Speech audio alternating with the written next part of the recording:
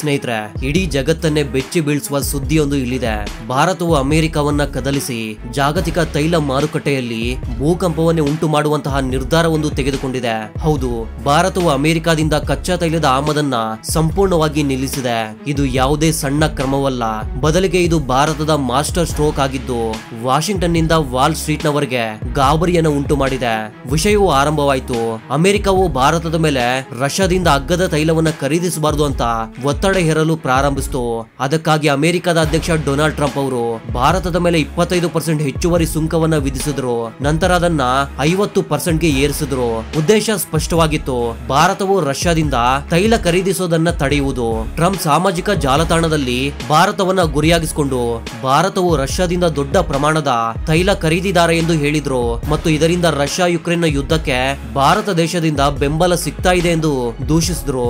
ಆದ್ರೆ ಭಾರತವು ಈ ಒತ್ತಡವನ್ನ ಕಡೆಗಣಿಸೋದು ಅಷ್ಟೇ ಅಲ್ಲದೆ ಅಮೆರಿಕಾಗೆ ಅದರದೇ ಆಟದಲ್ಲಿ ಭಾರಿ ಸೋಲುಣಿಸ್ತು.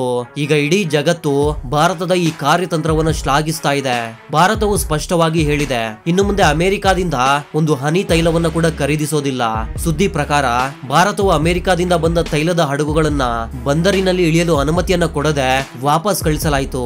ಇದು ಅಮೆರಿಕಾಗೆ ಆರ್ಥಿಕ ಆಘಾತವಷ್ಟೇ ಅಲ್ಲ, ಅಂತಾರಾಷ್ಟ್ರೀಯ ವೇದಿಕೆಯಲ್ಲಿ ದೊಡ್ಡ ಮುಜುಗರವೂ ಆಗಿದೆ. ಭಾರತವು ಈ ಹಿಂದೆ ಅಮೆರಿಕದಿಂದ ಪ್ರತಿದಿನ ಸುಮಾರು 0.271 ಮಿಲಿಯನ್ ಬ್ಯಾರೆಲ್ ತೈಲವನ್ನ ಆಮದು ಮಾಡ್ಕೊಳ್ತಾ ಇತ್ತು. ಈಗ ಈ ಆಮದನ್ನ ಸಂಪೂರ್ಣವಾಗಿ ನಿಲ್ಲಿಸಿದೆ.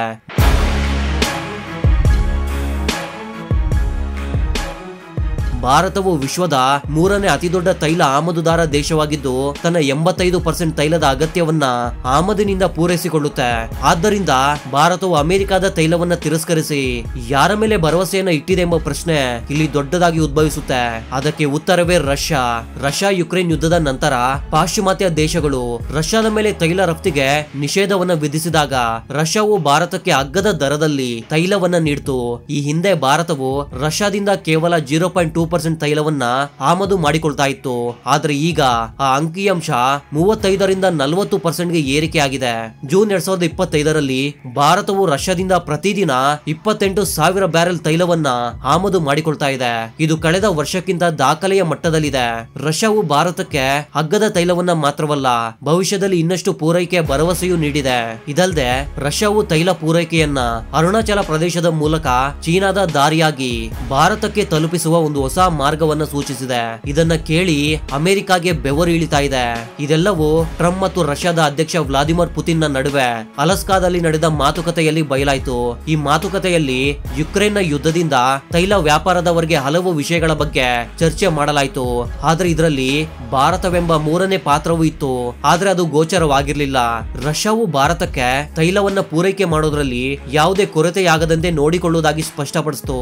ಇದ್ರ ಜೊತೆಗೆ ಭಾರತದೊಂದಿಗೆ ತೈಲ ವ್ಯಾಪಾರವನ್ನ ಇನ್ನಷ್ಟು ಬಲಪಡಿಸುವ ಭರವಸೆಯನ್ನ ನೀಡಿತು.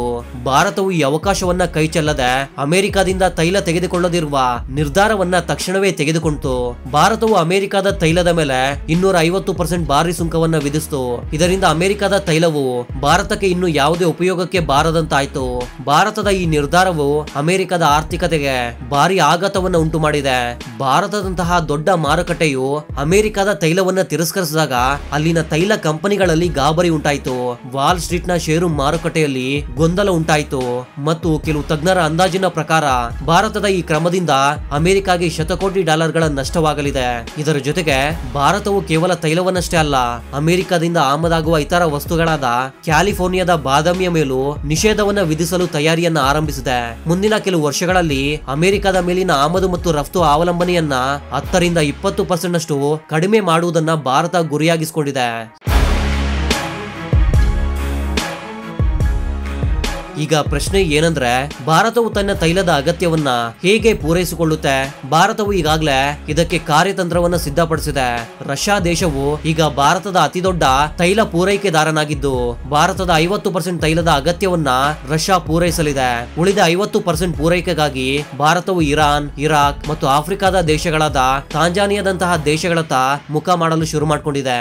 ಇದರ ಜೊತೆಗೆ ಸೌದಿ ಅರೇಬಿಯಾ ಮತ್ತು UAE ನಂತಹ ಮಧ್ಯ ಪ್ರಾಂತ್ಯದ ಸಾಂಪ್ರದಾಯಿಕ ಪೂರೈಕೆ ಪೂರೈಕೆದಾರರೊಂದಿಗೆ ಹಳೆಯ ಒಪ್ಪಂದಗಳನ್ನ ಭಾರತ ಒಪ್ಪಿಕೊಳ್ಳುತ್ತಿದೆ. ಭಾರತವು ತನ್ನ ತೈಲ ಪೂರೈಕೆಯನ್ನ ವೈವಿಧ್ಯಗೊಳಿಸಲು 27ರಿಂದ 40 ದೇಶಗಳಿಗೆ ತನ್ನ ಪೂರೈಕೆದಾರರ ಸಂಖ್ಯೆಯನ್ನ ವಿಸ್ತರಿಸ್ತಾ ಇದೆ. ಈ ಕಾರ್ಯತಂತ್ರವು ಭಾರತಕ್ಕೆ ಶಕ್ತಿ ಭದ್ರತೆಯನ್ನ ಮಾತ್ರವಲ್ಲ, ಜಾಗತಿಕ ತೈಲ ಮಾರುಕಟ್ಟೆಯಲ್ಲಿ ಅದರ ಸ್ಥಾನವನ್ನು ಇನ್ನಷ್ಟು ಬಲಪಡಿಸುತ್ತೆ. ಆದರೆ ಭಾರತದ ಈ ಕ್ರಮವು ತೈಲಕ್ಕೆ ಮಾತ್ರ ಸೀಮಿತವಾಗಿಲ್ಲ. ಭಾರತವು ಬ್ರಿಕ್ಸ್ ದೇಶಗಳಾದ ಭಾರತ, ರಷ್ಯಾ, ಚೀನಾ, ಬ್ರೆಜಿಲ್ ಮತ್ತು ದಕ್ಷಿಣ ಆಫ್ರಿಕಾದೊಂದಿಗೆ ಸೇರಿಕೊಂಡು ಹೊಸ ಕರೆನ್ಸಿಯೊಂದರ ದಿಕ್ಕಿನಲ್ಲಿ ಈಗಾಗಲೇ ಕೆಲಸವನ್ನು ಆರಂಭಿಸಿವೆ. ಇದು ಅಮೆರಿಕದ ಡಾಲರ್ನ ಸಾಮ್ರಾಜ್ಯಕ್ಕೆ ಸವಾಲು ಹಾಕಲಿದೆ. ಭಾರತವು ತೈಲ ವ್ಯಾಪಾರಗಳಲ್ಲಿ ಅಮೆರಿಕದ ಡಾಲರ್ನ ಬಳಕೆಯನ್ನ ಕಡಿಮೆ ಮಾಡುವುದಾಗಿ ಈಗಾಗಲೇ ಸ್ಪಷ್ಟಪಡಿಸಿದೆ.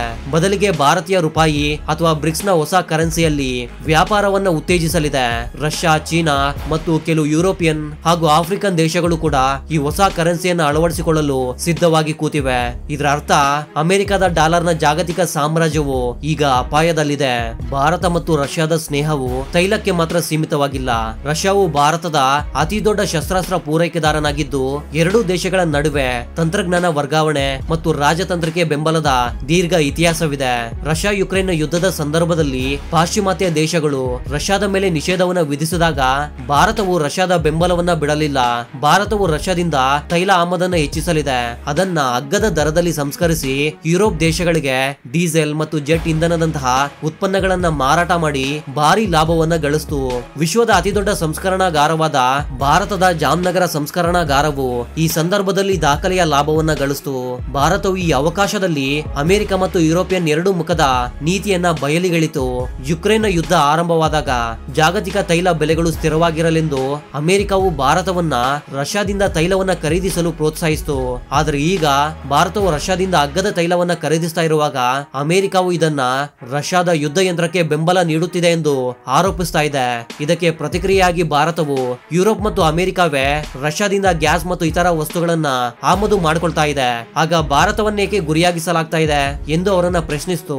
ಭಾರತದ ವಿದೇಶಾಂಗ ಸಚಿವಾಲಯದ ವಕ್ತಾರ್ ರಣಧೀರ್ ಜೈಸ್ವಾಲ್ ಸ್ಪಷ್ಟವಾಗಿ ಹೇಳಿದ್ರು, ನಮ್ಮ ಶಕ್ತಿ ಭದ್ರತೆ ನಮ್ಮ ಮೊದಲ ಆದ್ಯತೆಯಾಗಿದೆ ಮತ್ತು ನಾವು ನಮ್ಮ 140 ಕೋಟಿ ಜನರ ಹಿತಾಸಕ್ತಿಗಾಗಿ ನಿರ್ಧಾರಗಳನ್ನು ತೆಗೆದುಕೊಳ್ತೇವೆ. ಭಾರತದ ಈ ಕ್ರಮವು ಜಾಗತಿಕ ತೈಲ ಮಾರುಕಟ್ಟೆಯ ಮೇಲೆ ಗಾಢವಾದ ಪರಿಣಾಮ ಬೀರಲಿದೆ. ಭಾರತವು ರಷ್ಯಾದಿಂದ ತೈಲ ಖರೀದಿಯನ್ನ ನಿಲ್ಲಿಸಿದ್ರೆ ಜಾಗತಿಕ ತೈಲ ಬೆಂಬಲಗಳು ಪ್ರತಿ ಬ್ಯಾರೆಲ್ಗೆ $150 ಏರಬಹುದಾಗಿತ್ತು. ಆದರೆ ಭಾರತವು ರಷ್ಯಾದಿಂದ ತೈಲ ಖರೀದಿಯನ್ನ ಮುಂದುವರಿಸಿತು. ಅಮೆರಿಕದ ತೈಲವನ್ನ ತಿರಸ್ಕರಿಸಿ ಮಾರುಕಟ್ಟೆಯನ್ನ ಇನ್ನಷ್ಟು ವೈವಿಧ್ಯಗೊಳಿಸಿತು. ರಷ್ಯಾವು ಈಗ ಭಾರತಕ್ಕೆ ಇನ್ನಷ್ಟು ಅಗ್ಗದ ದರದಲ್ಲಿ ತೈಲವನ್ನ ನೀಡ್ತಾ ಇತ್ತು.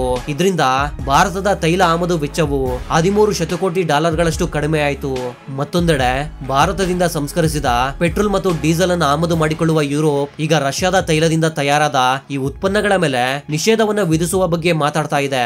ಆದರೆ ಭಾರತವು ತನ್ನ ಶಕ್ತಿ ನೀತಿಯನ್ನ ಯಾವುದೇ ಒತ್ತಡಕ್ಕೆ ಒಳಗಾಗಿ ಬದಲಾಯಿಸುವುದಿಲ್ಲ ಎಂದು ಈಗಾಗಲೇ ಸ್ಪಷ್ಟಪಡಿಸಿದೆ. ಇದು ಯಾವುದೇ ಒತ್ತಡಕ್ಕೆ ಮಣಿಯದ, ಯಾವುದೇ ಬೆದರಿಕೆಗೆ ಹೆದರದ ಹೊಸ ಭಾರತ. ಭಾರತವು ಅಮೆರಿಕವನ್ನ ಅದರದೇ ಆಟದಲ್ಲಿ ಸೋಲಿಸಿದೆ.